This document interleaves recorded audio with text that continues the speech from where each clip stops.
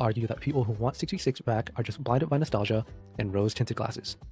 Real quick side note, by the way, I need the Overwatch community to learn something new to say, because I swear to God, a lot of you only heard of this phrase during these debates and use it for every argument like it's on your word of the day calendar and it's going out of style. It's not rose-tinted glasses for one. Alright guys, listen up. So, I'm supposed to react to this video today. This isn't the game I fell in love with, Overwatch 2. Let's give this a watch. Overwatch 2 just isn't the game I fell in love with.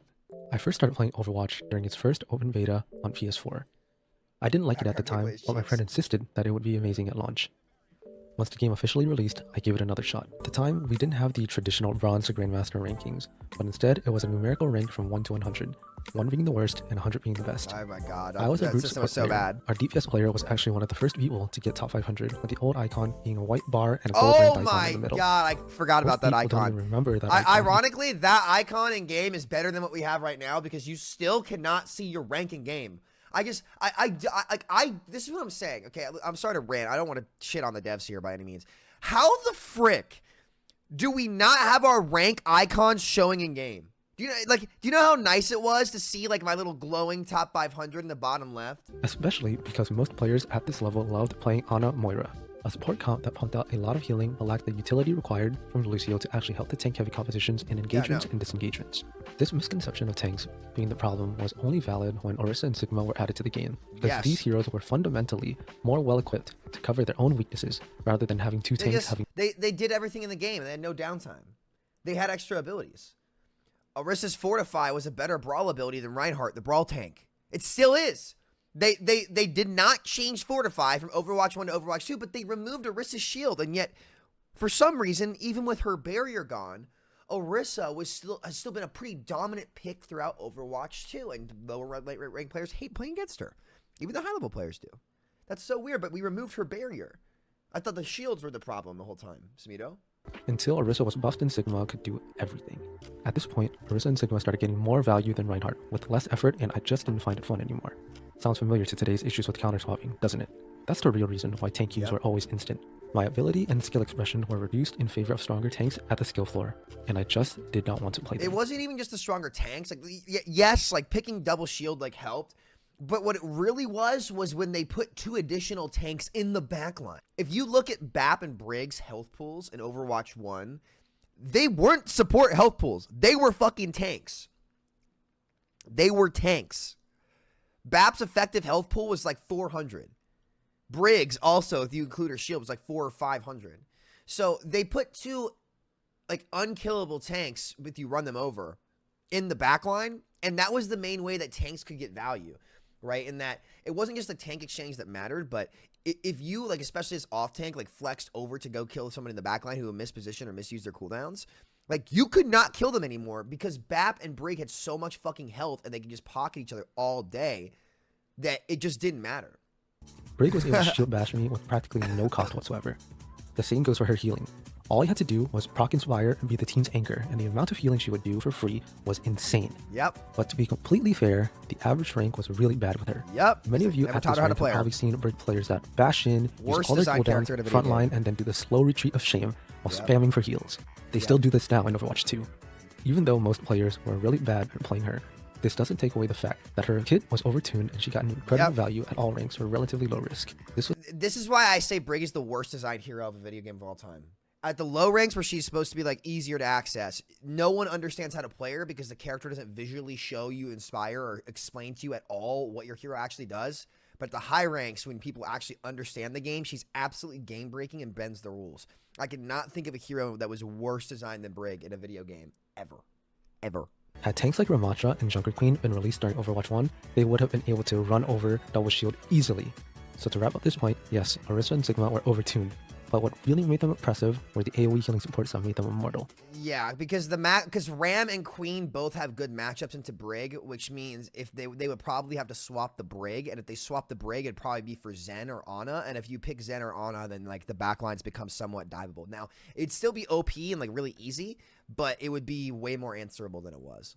And now the single tank has so much stats on its own that you can't actually create an opportunity against it. Like, it's super, super hard. Like, you have to wait out to bait the guaranteed Suzu that's going to be there. So, like, no matter what happens now, like, the bailouts are going to be used on the target that you're on. It just feels like shit, and that's why tank just feels miserable. With all the hitbox and health pool changes, Orisa, Hog, and Mauga became the 3 most played tanks with insane HP and passive mitigation. And this felt way more egregious than any tank heavy comp ever was in Overwatch 1. Facts! The only difference between then and now is that now you get hit markers when you shoot the unkillable tanks, so you can pad your stats and flame your teammates, pretending you're doing a lot for the team. And let's not act like as well. Think about this, guys. How many games in Overwatch 1, when you had 10,000 damage, would you only have 10 or 11 limbs? Never. Never in Overwatch 1. If you had 10,000 damage, you would probably have about like 20 limbs, at least, right? It's a huge downgrade. The reason why I made this video in the first place is because I watch and listen to a lot of streamers and content creators in the Overwatch scene. I enjoy the conversations about how to improve the game because I played this game for so many years, I want it to be good as well. I want to be excited to log on again. But when it came to the 5v5 versus 6v6 conversation, things started getting really out of hand. Many 5v5 advocates argue that people who want 6v6 back are just blinded by nostalgia and rose-tinted glasses. Real quick side note, by the way, I need the Overwatch community to learn something new to say because I swear to God, a lot of you only heard of this phrase during these debates and use it for every argument like it's on your word of the day calendar and it's going out of style. It's not rose-tinted glasses for wanting a game that I actually had fun with back compared to the miserable experience I'm having now that was forced onto me and I didn't ask for. That's true. I'm definitely not the most skilled player, but for a game that I was really invested in and wanted to see improve, it did not sit well with me when people tried to speak for people like me. And now, for my scorching... And I agree, like, in hindsight, I think what made me so mad about it at first was the claims of nostalgia. It was almost like people, including the executive producer at Blizzard, who said nostalgia is a powerful drug on Twitter. I was really mad about that, man. I was like, are you guys, like, it's just because it's so disrespectful to, like, a great game. A game that was great that was abandoned, right? It was just, it's the way that people were trying to speak for me, in my case, and I guess other people clearly feel the same way, just felt so damn wrong, man. It's like, you really aren't even going to have the conversation. You're just going to disrespect that off the rip. And many people did this. And I'm not trying to sit here and be like, I'm still mad about this, whatever. But at least in my case, that's what pissed me off so much, just to be blunt with you. It just seemed like everybody was just trying to fall in line with Blizzard. That's what it felt like. I'm not saying they were. I really want to be careful about how I say this because I think like the shill stuff went way too far. And if I could have stayed away from, in hindsight, if I could have stayed away from that, I definitely would have because I don't think the end outcome is productive whatsoever. Because ultimately we're talking about like a game format, right? We're not trying to start like World War IV or something. But I think just the way the response came out made my blood boil. So disrespectful. It was patronizing. It was. And to be frank, as a company, Blizzard, you don't have the reputation to know better. You clearly don't. Because look at all of your titles over the last like 8 years. Hot nuclear take that a lot of people will not like. Overwatch 2 has become too accessible. Yes! It is far too easy to pick a hero and get massive value at the skill floor that everyone now thinks they're playing the right way by padding their stats, leading to too many differences in opinions and a lack of productive You can't make everyone special, Blizzard. I stated earlier that I am not a DPS player, even lesser so Southern Californian garbage I've ever seen in my life. I would choose projectile heroes. Punish windows are slowly being removed one after another. Moira being able to fade in Cole, Roadhog keeping vape and whole hog, stun, characters getting passive damage resistance, or just flat out ignoring CC in general. These changes ignore the fundamentals of Overwatch and makes the game much less thought-provoking to play. Yes! It makes it brain dead. With a 20% heal reduction on support for taking damage. Agreed. Why am I getting punished for shooting a tank in the head and dealing less damage? Agreed. These blanket passive changes are such oversights that don't affect each hero equally, and I'm tired of the argument that this is better than nothing, because that just means we are settling for mediocrity. Yes. This leads to a homogenizing of character designs and gameplay loops, where nowadays you never see crazy specialists anymore, aside from a few TikTok clips here and there. You really don't. There are no more players like Shadowburn or EQO on Genji anymore. No Miro or Fisher on Winston, no Ryu Jae-hong or Jonax on support. He's so real for this. It's become almost impossible to differentiate between who's really good at playing the game. Because here's the thing. The gameplay loop is one-dimensional. The ceiling is so much lower in this game because you don't actually have more decisions. And if you go back and look at the 5v5, 6v6 debate, Jake says, I can do more as a DPS. You can't do more as a DPS. You have significantly less options. The only thing that got changed was your PEMDAS, your order of operations, is now one step earlier in that there's no phase where you poke at a tank. But it was okay to poke at a tank that wasn't double shield in Overwatch 1 because that tank could die if they misplayed. So you don't actually have more options, which is why you don't see big specialists coming out. How is there supposed to be another Ryu Jae Hong when in Overwatch 2, the devs have had to nerf Sleep Dart to a point where it's impossible to capitalize on the kill on a tank, and nerf Nade as well? The only thing that the Ana can duel are the DPS, but she didn't get a damage increase, so all of them have 275 health or a roll to get out of cooldowns to bail them out of any situation or mistake they make, and there's no play to be made. This isn't even about the game anymore. For some reason, it's gotten so intensely personal, it seems like people are more concerned about being right than actually compromising and finding ways to improve the game. But that can't happen when there are posts going around such as, how do we improve the game without talking about 6v6? Excluding a very viable option is counterproductive, and I don't know why we're acting as if 6v6 isn't an option. I wonder why. None of us even imagined 5v5 as an option, but since we're here now, we're acting as if we're not allowed to go back.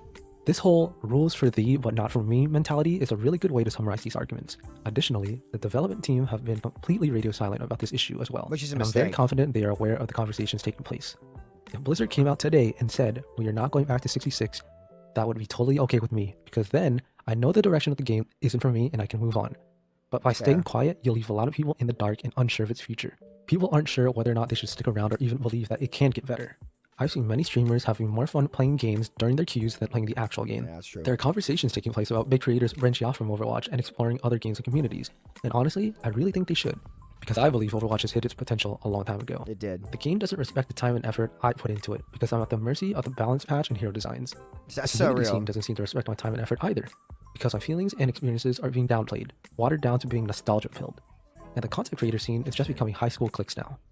The game has nothing else to offer content for me creation in personally, general. so I would rather know for sure if 6v6 wasn't happening so I can move on to a different game, rather than twiddling my thumbs and hoping that the next patch will make my role slightly more fun because, let's be honest, in an asymmetrical format, balance is next to impossible. Yes! Look at games like Evolve and Dead by Daylight. Those games are also So an asymmetrical right. format, where you would have 4 hunters or survivors versus 1 monster This or echo's killer not bad, respectively. by the way. If one side Oh my felt too God, this strong, echo's the other good. side had to be buffed, but you then the get same that? issue would repeat itself Oh over my and over. God, this guy's This is the crazy. issue that Overwatch is facing as well.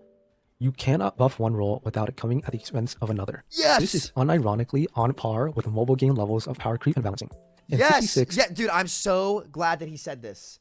Listen, in an asymmetrical format, and this is my big point as to why 6v6 as a format is better than 5v5 for game design, for the gameplay loop, right? It's impossible to evenly distribute the power between 3 roles when there is not an even amount of each role on the map. You can't. And it has made balance insane in this game. That is the problem. You can't, like, it's impossible to balance it. And what a format is designed to do is to just be a foundation for you to build a healthy game off of, right?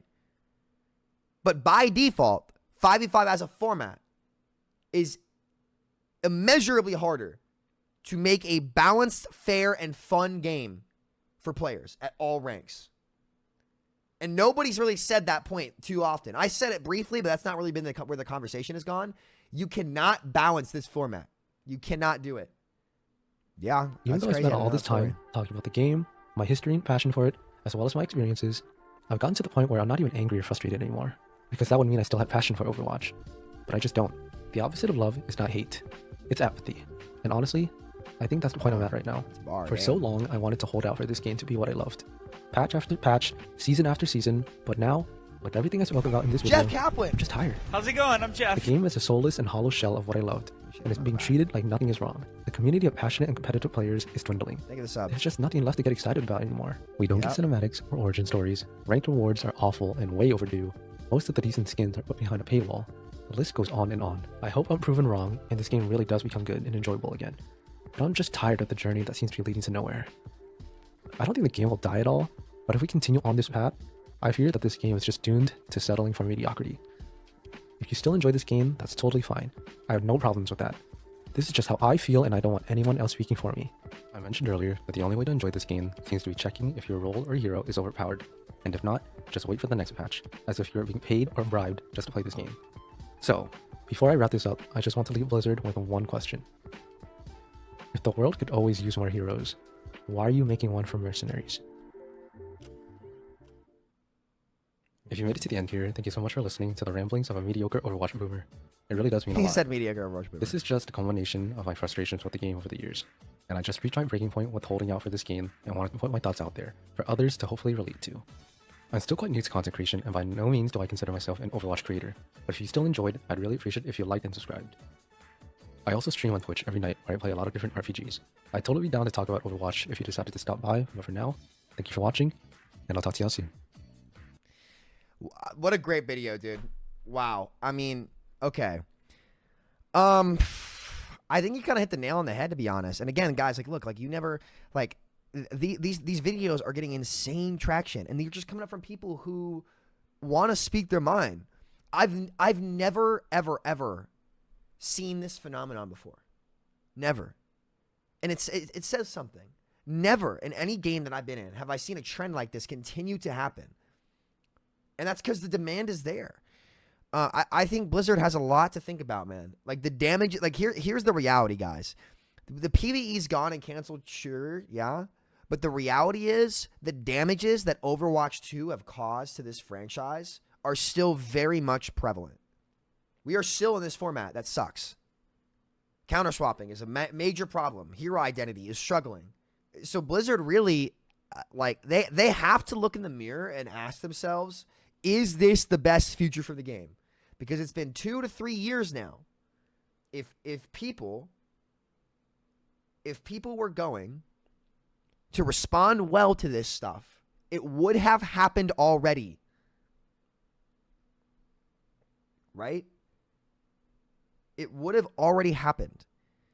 And I wish they would say something, or at least try something.